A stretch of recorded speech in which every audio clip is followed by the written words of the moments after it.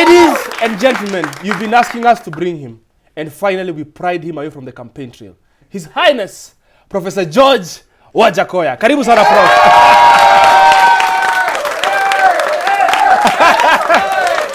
Prof, the demand for you here has been insane. I don't know what your effect is on people, but we just have a question. 55 candidates want to be president. How does one stand out from the crowd? Congratulations, first of all, on making it. But how does one stand out from the crowd of 55? Yeah, man. You just yeah, man? Yeah. Oh, okay. So, like, if I'm looking at the candidates, right, and I'm seeing 55 candidates, why Wajackoyah? Because I'm the only one who makes sense, man. I want to grow weed. It ends there. Yeah, I want to grow weed. And that's what will bring smiles on people's faces, transform the economy like these cities I'm seeing on the wall. And these people have nothing other than having a history that we know of, having looted the country, driving in mighty cars, many bodyguards. Did you see me, the bodyguard, when I came in? No, I didn't. I drove myself, right? Yeah, but with them, as soon as they are voted in or they are anointed to be running mates, you see policemen going there. No, I don't need that. These are the people that I need to be around me, man. Wow. Speaking of, running mates have been announced, yeah? Yes, I was the first to announce. Yeah, I'm saying, and you are the first to announce. And you are the first, actually, for this campaign to announce a female running mate, right? Justina Ongoi, Wamai. Wow. And like, you're such a trendsetter. So did people steal from you, borrow from you? Then they were like, you know what? I was the female running mate. Some of them were still looking into bottom up. Looking like this. And I looked at them and I said, you know what, you MMMs, I wouldn't want to go into details if I was in Jamaica, Montego Bay. Maybe they could understand what I'm trying to say. They were like, but you don't play with women, especially when they're 35, like Justina, to below and at least 10 years on top of them. Some of them were battered. Wale wamekuwa battered, wanakuja hapa na kana mna hii. Lakini msichana wetu ni mrembo. Okay. Na watu wataangalia. So I'm just trying to tell people of that age to look at the age factor. The age factor is important, not just the gender factor. Not the gender factor. The age factor is so important. Speaking of age, hii durag ni ya kazi gani? Hii sasa hii ndio yenyewe moto bwana. Moto. So what does it symbolize? Kama uko na corruption, usije karibu na mimi. It's driving away corruption and dragons and demons. Oh, okay. You know, watu kama Nameless and Red Sun have been wearing durags for a while. Na corruption, bado iko na sisi. How do you think you're going to deal with corruption once you become president? Hang them. There. Murder. You know why? Why? Because you should have transformed the law. Yes. Death penalty. And then we do the business. Because when you look at China, they hang them. But let me start with Japan. Let's go. If you find yourself corrupt in Japan, you commit suicide. Kanaruka kutoka huko na hii tumacho kidogo paka kanaanguka kama kitu. Ukienda China, they hang you. Okay. If you are corrupt in America and Britain, they jail you. And in Kenya, you go to parliament. Wow.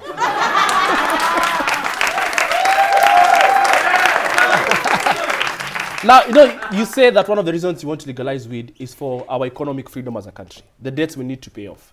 Now, I mean, like, if you're going weed, can we just keep going all the way? I don't know, is opium on the list? I mean, how far are we going with regard to what we need to pay off our debts? First of all, the Israelis smoke weed. Yes. It's legal in Israel. Yes. Hata ukiangalia zile nyimbo za Solomon, alikuwa anaimbia demu yake mpaka anamwandikia poem. I love you like, wacha tu. Anamwambia, when kama mandas, like, Calamus, that's how it's called in Ni. Yes. And he was saying that the fragrance of your perfume, it makes me to be holy than thou. Mpaka akiona ule demo anamcheki anasema, hata Yesu. Kulikuwa na kadem pale kalikuwa kamejiweka hiyo perfume. Hata hiyo perfume, in your opinion, hiyo perfume ilikuwa hiyo? Ilikuwa ni hiyo made out of opium. The Bible says opium. So we should not just expect with that opium iko kwa hiyo the list. Oh, okay. Now this is a question my mom specifically asked me. She was worried about. Sasa, you've said wewe hujawahi vuta. Na nitaivuta siku hiyo. That will be your first time. Ya kwenda kusukuma matimon from parliament, from state house na kwenda KICC mahali mzee Kenyatta amewekwa pale, kusmoke around there. Wow. Kumwambia kwamba you know we have come back because the Mau Mau's survived on that. Yeah. To remove ile vitu yote wazungu ambao walikuwa wameweka huko. Okay. So I'll smoke on that day to purify State House. I'll smoke that day to purify Parliament. Yeah. I'll smoke on that day to purify KICC and then to set Kenya free. Hey. Now let me ask you this. Politicians are known not to be invested in our country. Yeah. Like their kids don't go to public hospitals, they don't use public schools. Now, Wajackoyah, your family is on record. You've said on record they are not even in Kenya in the first place. So how are we guaranteed you'll be invested in our... Your circumstances force you to do things. When I was in prison here, yes, where I was being taken to city mortuary every night, yes, blindfolded. Yes. Wanafungua hizi macho naona tu miwili ya watu imekaa namna hii. To make sure that I was a madman. Maybe I am, I don't know. Then I went into exile where I became a grave digger and a security guard. Sasa nikipata demu huko nianguke na mtoto akitokezea. Na baada ya huko ndio nimerudi. Sipacha watoto wangu waendelee jamii.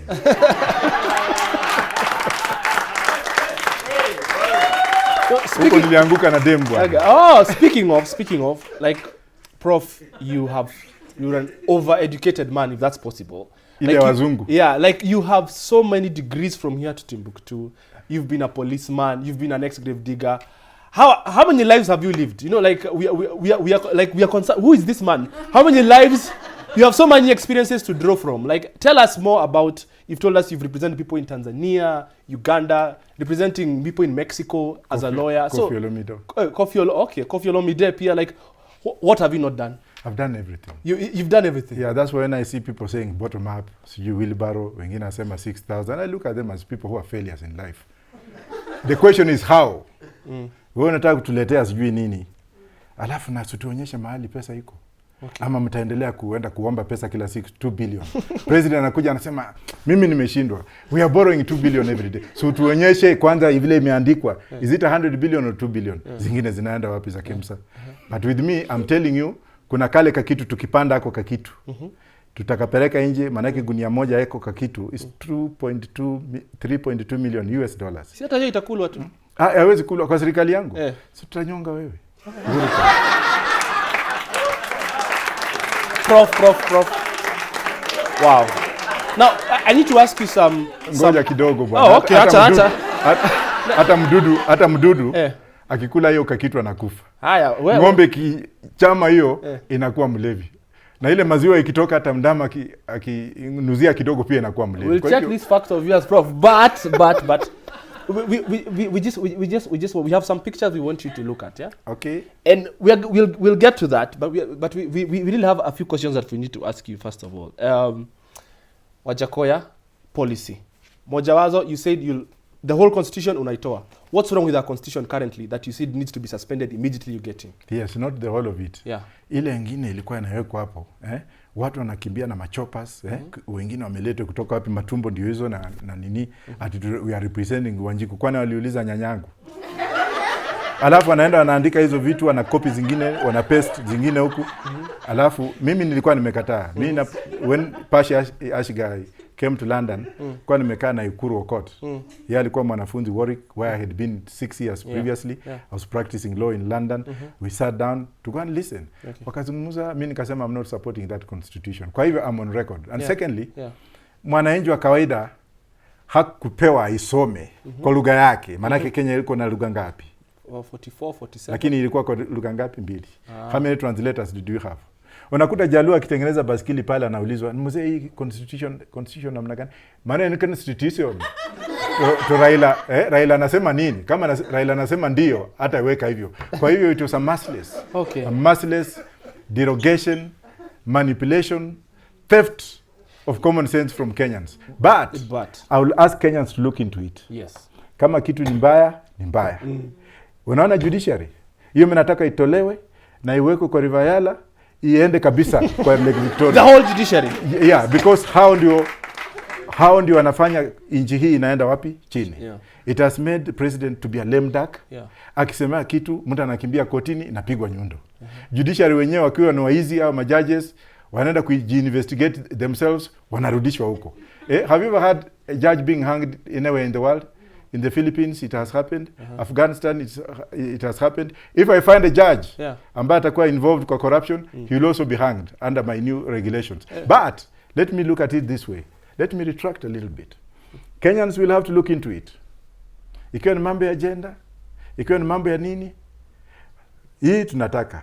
Hiyo ondoeni. But I will rule because I will rule by decrees. Najua utaniuliza na itakuwaje? Kwani Israeli iko na written constitution? Hawana. Canada iko nayo? Hawana. Na wazungu walikwenda huko wakaandika wako na conventions and protocols of convention. Utakuwa the weed dictator. Not the weed dictator. The corruption, anti-corruption dictator. Okay. So now we have a few photos here. I want you to look at the screen, and I want us to get our first photo. Look at that screen, yeah? Ai kumeni mzee hivi. Hey. That is you. 3 years ago. Just 3 years ago. Okay. And then how does one go from this to the next photo here? Because I was a capitalist at that time. And now what are you? Now to this? Is this 3 years? This is real me. 3 years difference. This is the real you. The real me who was a street boy. Yeah, okay. The real me who was born in the streets of Nairobi, my man. You know what, man? Yeah. So how do you move from that to that? Is it you changed from capitalist to who you were in 3 years? Well, when I was there, I had to be a capitalist by wearing nice, unaenda kotini. Whenever sijuzi nilikuwa kotini kwa kesi ya anaitwa nani? Oscar Sudi. So uliona hii? Niliona. Akili yangu ilipunguka. Lakini huko lazima you are forced unakaa hivi. Wengine walikuwa wakiniambia ati ukienda studio vaa suti, nikamwambia nyanyako. Okay. Kabla tuende kunyanyasa watu, Prof, if you have anything you'd like to tell Kenyans right now about what's wrong with this country, good. What we can do to fix it, and what role you'll play a part in fixing it. First of all, Kenya yetu ni nchi nzuri. Our country is so good. It has 7 climates. You can move from one to the other within 30 minutes. God has created this country with a lot of soil, arable soil, where you can use it perfectly, like what Jamaica is doing. Jamaica has the least number of mad people in the world compared to Mathare. It has legalized weed. Zimbabwe legalized weed. Malawi, the president, who is a pastor, wacha wale mapastor wengine urongo na kweli ambao alikuja juzi kusema ati hey professors sijui nini ataharibu watoto wetu. Now they sodomize children. It has been known for some of these people, the priests, wakienda kulala na watoto wadogo wanaibia watu kila Sunday. I'm saying the few of them. Here's a big pastor, bishop from the United States in California, who is the president of Malawi, telling Malawians we are uprooting all these tobacco stems, replacing it. We want our economy to go here. Pay off the Chinese. Take that railway, kale kachuma kutoka Mombasa mpaka Naivasha. Tuweke kwa meli, tuweke magunia 500 ya bangi kwa hiyo meli, tuambie mchaina ingia hapa, rudi kwenu, because they are really doing something very bad. Why? Can I talk? Yes, why? Because kuna Wakenya ambao walikuwa wamenunua malori ya transport goods kutoka Mombasa mpaka Zaire. Wamechukua loan kwa hiyo malori. Wanaandika watu karibu 500, 500,000 people. Matani boy na madereva. Collateral wamechukua. Wako na madeni ya banki. Madeni katika wako na hiyo madeni. Sasa mchaina anakuja na ile tumacho yake hii. Anasema, "Hey, monopoly ya jamaa inatolewa kule, inawekwa hapa. People are jobless, people are homeless, people are bankrupt because of that monopoly. Where is it? Where is the money going? We don't know." Secondly, ukiangalia kama tuseme civil engineering graduates from Nairobi University, who are supposed to be absorbed in job market. Mchaina anakuja pale, anaandika kama watu wa kuchimba mtaro kwa Thika Road ama wherever it is, na tuachia watoto pale Mathare North, wengine tumaje tunakaa namna hii. Alafu baadaye kanakaa na kofia hivi, twingine tunachoma mahindi na hatuna permit. Ana supervise Mkenya anamwambia anichwa na hawajui kizungu na pia hawajui Kiswahili. Wow. Come on, come in US, you cannot be allowed in to go and work without labor certification through the immigration. In the UK is point system. I'm an expert in criminal and immigration law. You cannot be allowed in Canada. But here, somebody flies, anaenda kule, wanaandika to bilateral agreement, waziri anaingia hapa anasema from today police uniform itakuwa blue. Nitachoma yote tarehe 9. Manake the constitution says if you want to develop me, niulize popular participation. Askari waliulizwa. Saizi ukiona askari ya Kenya wakitembea kwa barabara na viatu zimeraruka, uniform inakaa kama ya Mchinese, wanasema hiyo. Alafu mwingine anasema ati we shall have to teach Mandarin in our schools. Wachina wamekubali Kikuyu ifundishwe huko kwao. Makwende huko. Oh, wow. Prof, you told us what will happen if you win. But what happens come 8th of August, we announce the election, and you don't win? Is this the last we see of Prof? Will you still serve us? Kibaki amesimama mara ngapi? Uhuru alisimama mara ngapi? John F. Kennedy alisimama mara ngapi? Abraham Lincoln alisimama mara ngapi? The trend goes on. I'm not a loser. I have the people here. Yeah, good. So, ladies and gentlemen, wow, your parting shot before we leave. My parting shot is, it's not just weed for export and medication. I'm also going to allow Kenyans to work for 4 days. In a 24-hour working economy, 8 hours a shift, which means that we shall increase the number of working force from 1 to 4. 96 hours instead of 72. Alafu hiyo Thursday, wengi wetu ambao walienda wakafanya hivi na wako na watoto hawana mtu mwingine wa kuwasaidia, wanapumzika Friday. Ili Muislamu pia aende aombe kama Christmas yake. Unaelewa? Maana yake hii constitution it's a lame duck on Muslims. Yes. Hii Nairobi, nitatoa city ya Nairobi hapa, tutengeneze city ingine Isiolo. Nitauliza wa Kenya. Sometimes I'll be a dictator, sorry. I will accept. Yeah. Ili we transform our economy by shifting Nairobi city to Isiolo and leaving it as an administrative city. Na kule as an industrial city, na huko tuko na administrative city. Kwanza Fuliza, kila mtu atakuwa paid on after 2 weeks. Sile mambo ya Fuliza hii. Alafu nimerudi nyuma kidogo. Alafu working conditions. Tutakuwa na regulations. You can work from home. COVID has taught us a lot. Badala kutoka Kiambu unakuja kufanyia mtu mwingine tumbo inakaa namna hii. Unaingia saa 8, alafu unakaa hapa na kuchunga kama nini, you'll be self-reliant.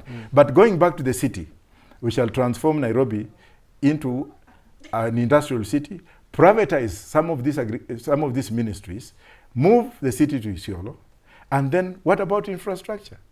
We shall have 8 regional assemblies, 8 regional states, whereby each state will either have a governor or a chief minister, not a prime minister. Let me make it as a correction. So that if Rift Valley is a state within the Federal Republic of Kenya, the Rift Valley will have a capital in Nakuru, so that all the counties in that area, whatever is produced in terms of economic development, in terms of development of economics, they will have to have their produce charged by the state, so that the state can sit and pass bills in Parliament on appropriation of those funds, so that those funds remain in Rift Valley, to build Rift Valley, to put infrastructure in Rift Valley, so that whatever is pegged out by Parliament in Rift Valley, inaenda Central Bank for purposes of instrumentalities, wires that cut from one state to another state, to be maintained by the federal government, to be paid for by federal government, so that we can devolutionize our economy in terms of